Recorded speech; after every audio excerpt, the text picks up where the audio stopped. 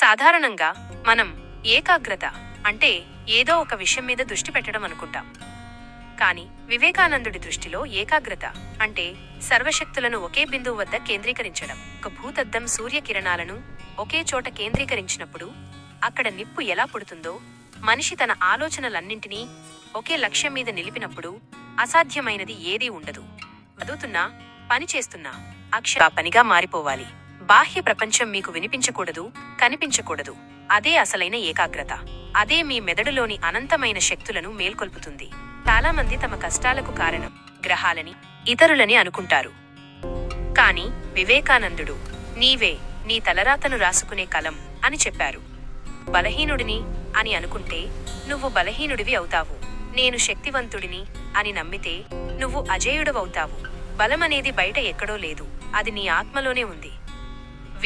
నీలో ఉన్న భయాన్ని చంపే.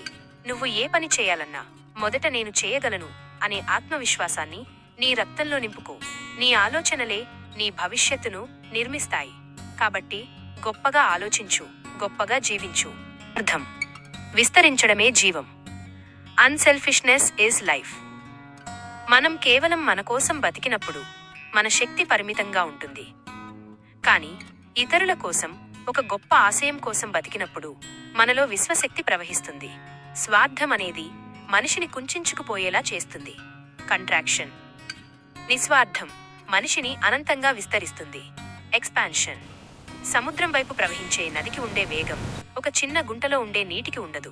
కేవలం నీ గెలుపు కోసమే కాకుండా 10 మందికి ఉపయోగపడేలా నీ లక్ష్యం ఉండాలి. ఎప్పుడైతే నువ్వు లోకం గురించి ఆలోచిస్తావో అప్పుడు ప్రకృతి మొత్తం నీ వెనుక నిలబడి నిన్ను నడిపిస్తుంది. నిస్వార్థంగా పనిచేయడమే అసలైన విజయం.